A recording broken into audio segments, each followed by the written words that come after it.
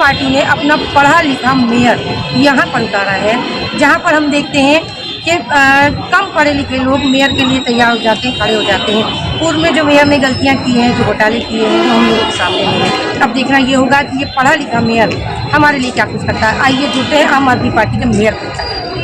Madam क्या लगता है आपको, जो गलतियाँ पहले पार्षद करती थी, इतना घोटाला पहले पार्षद से हुआ है, क्या उतना अभी होगा या उससे ज़्यादा होगा? देखिए, आपको बिल्कुल सब लोगों को पता है कि आम आदमी पार्टी जो है वो आम लोगों के लिए आम आदमी पार्टी है। नाम से ही पता चलता है कि वो आम आदमी को, यहाँ पर ऐसी कोई घोटालेबाजी वाली बात ही नहीं है। एक बिल्कुल मतलब साफ सुथरी पार्टी है, जहाँ पर पारदर्शिता है, बिल्कुल एकदम चीज़ें बिल्कुल क्लियर है, तो एकदम स्पष्टवादी पार्टी है। तो घोटाले का तो कोई बात ही नहीं होती है। बाकी जो पार्टी घोटाले कर रही है, जैसा तो आप उनके वार्ड में जाके देख सकते हैं कि क्या चीज़ें हुई है, क्या काम हुआ है और क्या काम नहीं हुआ है। केजरीवाल जी पर भी कई आरोप लगे हैं, वो तो अकेले दिल्ली संभालते थे, फिर यहाँ आप कैसे बोल सकते हैं कि आप पर आरोप नहीं लगे या आपकी पार्टी घोटाला नहीं? बिल्कुल, आप अगर किसी पॉलिटिक्स में और आप आगे चलते हो तो हर कोई आपके ऊपर आरोप लगाता है, पर ऐसा नहीं कि वो आपके सारे आरोप सिद्ध हो चुके हैं। उन चीज़ों पर कार्रवाई चल रही है, बिल्कुल वो क्लियर कट है, नहीं वो सिद्ध नहीं हुई, आप उसको कोई प्रूफ नहीं कर सकते। अगर कोई इंसान आगे बढ़ता है तो बहुत सारे लोग रहते हैं पीछे से पॉइंट आउट करने के लिए, तो ऐसी कोई बात है नहीं। दूसरी चीज़, दिल्ली में भी एक बार जीत गई, चलिए ठीक है, एक बार गलती से जीत गए ऐसा बोल दिया, आप दूसरी बार भी जनता ने भरोसा दिलाया तभी जीती, वो भी बहुमत से जीती। तो इस बार आप पंजाब में भी देख लीजिए यही चीज़ है। तो अब हम भी यही चाह रहे हैं कि छत्तीसगढ़ में भी हमें पूरा विश्वास है, रायपुर में बिल्कुल विश्वास है कि जनता हमारे ऊपर बन सकती है। क्या कुछ नया आपको ऊपर से मिला है जो आप यहाँ पर लागू करने वाली कुछ सही योजनाएं होंगी जो आपको ऊपर से मिली है? देखिए, हमने जो अपना गारंटी पत्र रिलीज़ किया है उसमें हमने बताया है कि हमने जो महिलाओं के लिए वो फ्री बस की सुविधा है जो बिल्कुल फ्री कर दी गई है मेनली, और ट्रैफिक की अर्थव्यवस्था के बारे में हमने उसके बारे में बताया, और क्लीनिनेस के बारे में जैसे हम देखिए जाए, ड्रेनेज सिस्टम बिल्कुल भी अच्छा नहीं है। आप देखिए कहीं भी वार्ड में चले जाइए, हर जगह आप इवन हमारे जो प्रत्याशी हैं उनकी वार्ड में चले जाइए, 10 साल यहाँ पर राज करके रहे हैं, अभी उनके वार्ड में चलिए पूरा कचरों का ढेर पड़ा हुआ है। अब काम कितना हुआ है, क्या नहीं हुआ, आप देख सकते हैं। उन चीज़ों पर मैं फोकस करना चाहूँगी। अगर जो चीज़ें हैं भी वो प्लानिंग से नहीं हुए हैं, तो प्लानिंग करके हमसे ये चीज़ करना बहुत जरूरी है। शहर के मेयर की पोस्ट आपको मिलने वाली है और कहीं ना कहीं शहर जो है वो चाकूबाजी से और अपहरण से, रेप से भरा हुआ है, तो शहर के लिए अमन और शांति के लिए क्या? देखिए, इन सब चीज़ों के लिए मेनली काउंसलिंग बहुत ज़रूरी है। सबसे पहले तो ये चीज़ है। दूसरी चीज़, हेल्पलाइन की जो व्यवस्था है वो बिल्कुल सही नहीं है, लोग शायद फ़ोन ना उठाते या जो भी है, तो ये चीज़ को हमको स्ट्रिक्टनेस करनी है। मैं ये कह रही हूँ कि चीज़ें हैं हमारे पास, हम चीज़ को अच्छे से लागू नहीं कर पा रहे, या नीचे से कोई दिक्कत दे रहा है या ऊपर से कोई दिक्कत दे रहा है, वो सारी चीज़ें, तो ये सारी चीज़ें कहीं ना कहीं किसी के तर्ज पे आप राजनीति बिल्कुल। वार्ड नंबर 1 से आप पार्षद प्रत्याशी हैं, किस नज़र से अपने वार्ड को आप देखते हैं?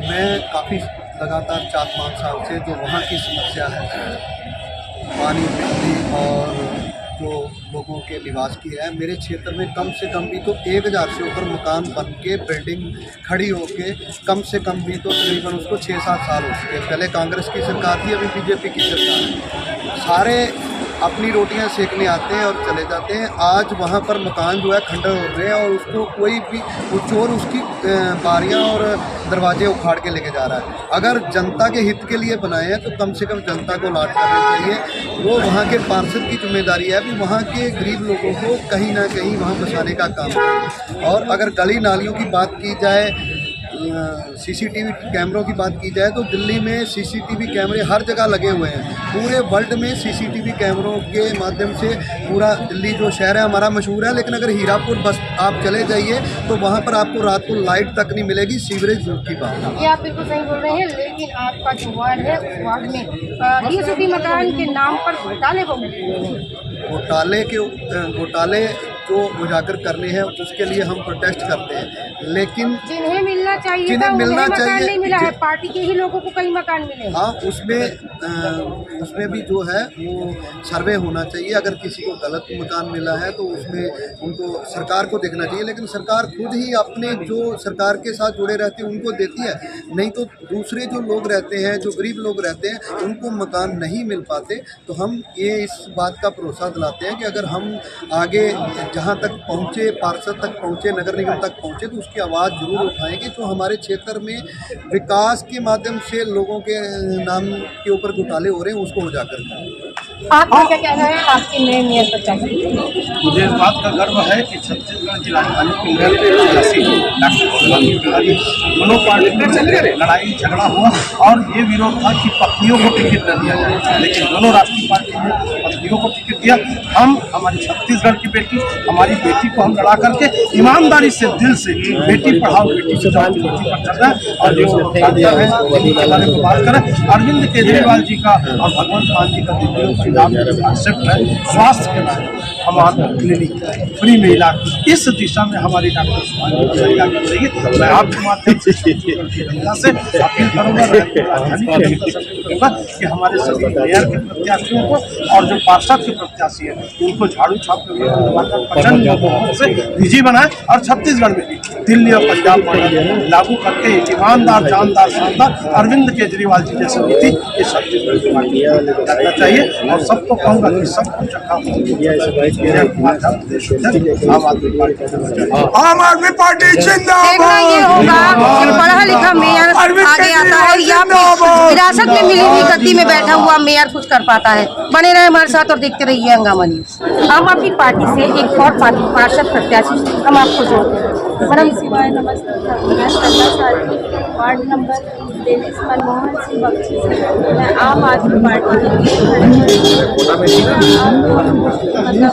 मैं ये कहना चाहती हूँ जो कि अभी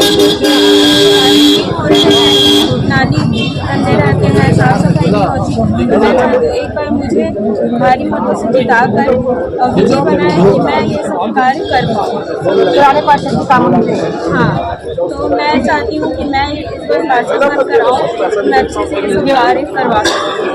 थैंक यू।